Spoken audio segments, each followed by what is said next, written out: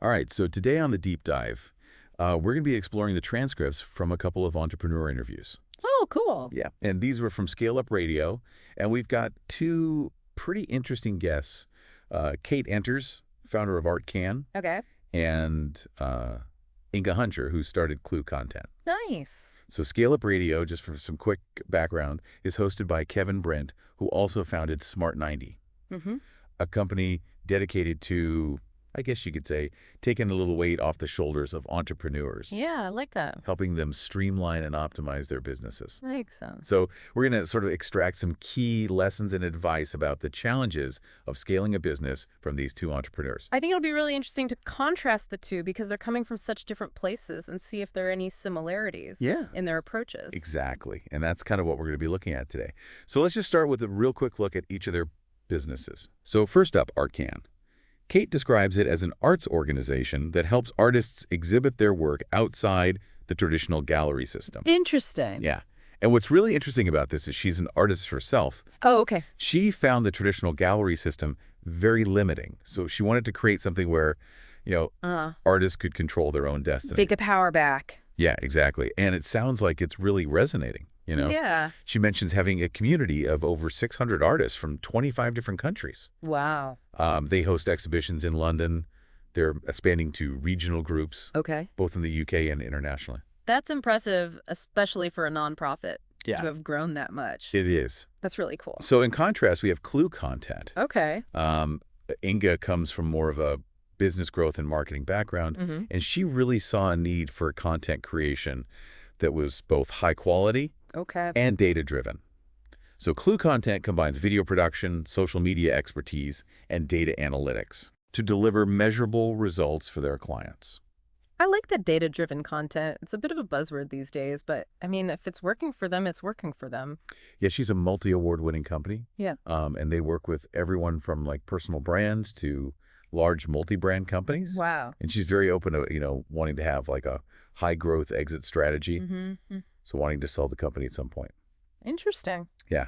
So very different approach than Kate. For sure. Yeah. So we have these two entrepreneurs, one focused on building an artist community and democratizing access to art. Mm-hmm. The other aiming for rapid growth and a lucrative exit. Right. So let's see what we can learn from them. Absolutely.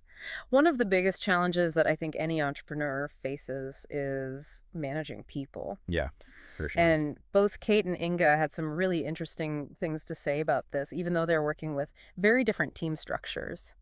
Yeah, Kate relies heavily on a network of volunteers, Yeah. which is just incredible to me, Yeah, to accomplish what they're accomplishing. especially with what they're doing. Yeah, it's amazing. So impressive. And she really talked about clear communication being key. Right. Especially with volunteers. I imagine that would be super important. Oh, absolutely. Defining roles and responsibilities and, understanding that there needs to be flexibility, Yeah. particularly when you're working with creatives. Which makes total sense. Yeah. Like you want to give them space to breathe. And I think she's created this really strong sense of trust and shared purpose. I was going to say that must really help with that community aspect. I think so, yeah. So Inge, on the other hand, she takes a much more structured approach. Okay. She really emphasizes having a strong COO. Chief Operating Officer. Yeah, exactly, to handle the day-to-day operations. And, she's conducting regular performance reviews with her team Right. To make sure that everybody is, on the same page. yeah, working toward the same goals. And then she even has a framework she uses to assess team fit, Oh, wow. which she calls her CLUE values. What are those, I wonder? Yeah, and what's interesting here is she leverages a lot of her experience from previous businesses. Okay, so she's been around the block a little bit. She's not afraid to delegate and stresses the importance of hiring ahead of time. Oh, wow. So really thinking about future needs. Planning. Yeah, instead of just reacting in the moment. That's smart. Yeah. I like that. And speaking of being proactive, both Kate and Inge emphasize the need for systems and processes. Oh, absolutely. It's all about getting and keeping control as you scale. Yeah, and for Inge, that means having a clear vision and roadmap for the company to guide decision-making, Makes sense. So everybody knows, where they're going. yeah, what they're working towards. Exactly, that North Star. And then Kate really focuses on communication and delegation, trusting her team to deliver, Right. using different communication tools to stay connected, and making sure that everyone's roles and responsibilities are clearly defined. It sounds like she's found a nice balance between Giving people the freedom to do their best work while also having... Yes, exactly. That's a hard balance to strike. It is. So it sounds like she's got a good thing going. Yeah, now let's talk money. Okay, funding. Yes. So ArtCan is a nonprofit. Yeah. So Kate has to be super resourceful, relying on fundraising events, donations, and her network to keep things going. Yeah, that's impressive. It really shows her commitment to accessibility and inclusivity. It does. Like, she specifically chose to remain a nonprofit. Mm-hmm. So ArtCan would be accessible to all artists. Exactly, regardless of their means. I love that. Yeah, but Inge, like we said before, she's playing a whole different game. Right, with the for-profit business. Yeah, she got equity funding for Clue content right from the start, Okay. which, comes with pros and cons. It does, yeah. Equity funding, it can allow you to scale really quickly. It can. But I imagine there's also a lot of pressure that comes with that. Yeah, she actually said that she feels like she knows there's an edge of a cliff and she's attached to a hang glider. Oh, wow. That's how she described it. That's a very intense visual. It is. So it's like that high risk, high reward kind of thing. It is. And she had some good advice for anyone considering equity funding. What was that? 1, always go for more than you think you need. Okay. And 2, date your potential investors. I like that. Yeah. So build those relationships. Before you need the money. And then you need the money. Exactly. So we've talked about how Kate and Inge handle people management funding and staying in control. Mm-hmm. Let's move on to something they both believe in, which is the power of organic social media. Oh, this is a good one, especially in today's world. It is. And it's interesting how Inge built her entire business model around leveraging data-driven organic social media. To get results for her clients? To get results for her clients, exactly. Okay. And Kate attributes a lot of ArtCan's success to social media and word of mouth. It makes sense. I mean, that's how you build a community. Yeah, and reach a wider audience. Yeah, exactly. Break down those geographical barriers. Exactly. And what's really interesting to me is they both emphasize the strategic side of it. Oh, for sure. It's not just about posting pretty pictures. No, it's about understanding your audience, creating compelling content. Using data to see what's working. Right. They're proving that organic social media, when done right, can be a really powerful tool for growth, regardless of your business model. For sure. Or industry. So the question becomes, what specific lessons have they learned? Yes. And how can we apply their insights to our own social media strategies? That's what we're going to talk about next. I'm excited to dive into that. You too. All right, so we're back to our deep dive into scaling businesses and the power of organic social media. I'm ready to get into some of those social media lessons. Yeah, let's unpack some of these things we were talking about. So we left off talking about how Kate and Inge both really emphasize that strategic side of organic social media. Right. What does that actually look like in practice? So Inge actually brought up a really good point, which is that companies often try to do too much at once on social media. Oh, yeah, I could see that. Like trying to increase their reach and engagement and followers and link clicks all at the same time. Yeah. And they end up spreading themselves way too thin. Trying to boil the ocean. Exactly. So instead of trying to do everything, she recommends focusing on 1 or 2 key metrics. Okay. And to prioritize those based on what the goal of the campaign is. That makes sense. So for example, if you're launching a new product, right, you might want to prioritize reach. You want to get it out in front of as many people as possible. Build awareness. Exactly. And then later on, you could switch to focusing on engagement or link clicks, to drive conversions. I see. So it's really about being intentional with your social media efforts. Absolutely. Making sure they support your overall business goals. Exactly. Not just, kind of like throwing spaghetti at the wall. Yeah, exactly.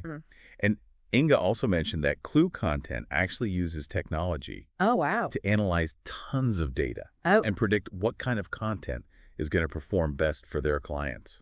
That's really interesting. Yeah, so it's a data-driven approach. Data-driven content. That takes the guesswork out of content creation. Yeah, it makes a lot of sense. I mean, if you can understand what's working and what's not, then you can just constantly be refining your strategy and getting better and better results. It's not just about posting randomly. Exactly. It's really about using data. To inform your decisions. Exactly. Yeah, and I thought this was really interesting. She talked about how it's not just about quantitative data like clicks and shares and all of that, but she also thinks about qualitative data. So really understanding her audience. Oh, okay. What they're interested in, what resonates with them emotionally.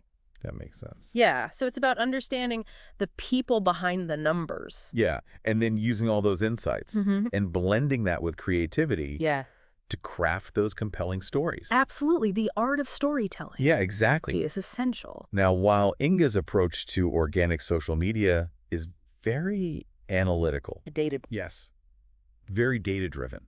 Yeah. Kate's approach with ArtCan really highlights this community-building aspect of it. Right. I mean, she's got 600 artists across 25 countries to manage. It's amazing how they've used social media to connect with artists all over the world.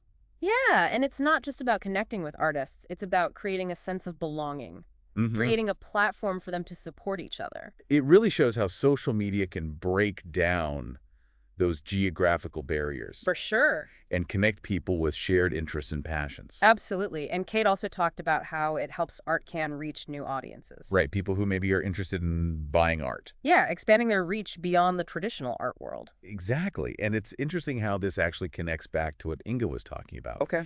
Even though their businesses are so different, they're both using organic social media. To expand their networks. Yeah. Build relationships. And create that much broader impact. It really comes down to fostering genuine connections. Yeah, starting conversations, building a community around your brand or cause. Exactly. And this is where I think authenticity comes into play. Absolutely. And they both talked about how important it is to be authentic on social media. What do they say? Well, Inge talked about building publicly, being transparent about her goals for the company. Yeah. And Kate talked about letting artists own their own processes and celebrating their individual identities. So it's about being real. Yeah, being Letting your personality come through. Then people can really spot a fake from a mile away. And they're much more likely to connect with you if you're just being yourself. Absolutely. And then consistency is something that came up. Oh, yeah. Inge mentioned that a lot of companies really struggle with this. It's easy to get caught up with everything else and just kind of let social media slide. It is, but it's so important to be consistent. It is. You know, showing up regularly, providing valuable content, engaging with your audience. It's like any relationship, you have to put in the time and effort to nurture it. And they both mentioned using different tools and systems. Oh, yeah. To help them stay on top of everything. Absolutely. There are so many amazing tools available now. There are scheduling apps, analytics platforms, content creation tools. It's amazing what you can do. It is. With technology. Yeah, and I love that they're both sharing how they actually do it. Right. Because it's one thing to say consistency is important. Right. But it's another thing to actually have those systems in place. To put it into practice. Exactly. Yeah. So we've seen how data community building, authenticity, consistency all play a role in maximizing their impact. On social media, what really stands out to you from all of this? You know, I think what's really inspiring to me is how they both adapted their strategies to fit their own unique business models and goals. Yeah. So Inge, with her data-driven focus on growth, and Kate, with her emphasis on community and accessibility. Right. They both demonstrate that there's no one-size-fits-all approach to organic social media. It's about finding what works for you. Exactly. Which I think is really empowering. It is. So now that we've kind of gotten into the details of their social media strategies, I'm curious to hear what you think about the bigger picture. Okay. Now, we have one entrepreneur who's pursuing that very traditional path, you know, rapid growth, lucrative exit, and another who's building a community-driven nonprofit. What are your takeaways from comparing these two very different entrepreneurial journeys? It's so interesting to see how their values and goals play out in their approach. You know? Yeah. Like Inge's background in multiple businesses really does point to like a more traditional entrepreneurial path. Yeah, actively seeking investment, building that team that's focused on rapid growth, and aiming for that high growth exit strategy. Exactly. It's that path we always hear about, scale up quickly and then sell the company for a profit. Yeah, exactly. And then Kate's doing something totally different with ArtCan. Right. It's all about accessibility, inclusivity, building that sustainable model that empowers artists. Yeah. And creating a strong sense of community. Less about profit, more about impact. Exactly. And what's so interesting is that both approaches are valid and can lead to success. They can. Inge's data-driven approach totally makes sense for a company like Clue Content. Right, where it's all about those measurable results. Exactly. And Kate's community-focused approach is essential for ArtCan's mission. Of making art more accessible and supporting artists. Exactly. It just goes to show how diverse the entrepreneurial landscape is. It does. There's no one right way to do it. It's about finding what works for you. It is, and I think that's a key takeaway for anyone listening, For sure. whether you're a seasoned entrepreneur or just starting out understanding your own values and goals. Yeah. That's crucial. It is. It helps you make decisions, shape your strategy. And determine the kind of impact you want to make. Exactly. Yeah. So now that we've unpacked these amazing interviews, Mm-hmm. let's leave our listeners with something to think about. Okay. What if more businesses adopted ArtCan's community-focused nonprofit approach? Could we create a movement where artists and businesses collaborate to enrich society instead of just focusing on profit? That's a really powerful question. It is. It challenges us to really rethink It does. those traditional business models. And what success looks like. Exactly. Hmm. Can we measure success not just by financial gain? But by the positive impact that we create. I love that. Yeah, so it's definitely something worth considering. It is. If you want to learn more about ArtCan and Clue content, you can find links to their websites on our website. Awesome. And that brings us to the end of our deep dive. I enjoyed that. Me too. Thank you. Thanks for having me. Thanks for joining us on the deep dive. Until next time, keep those mental gears turning.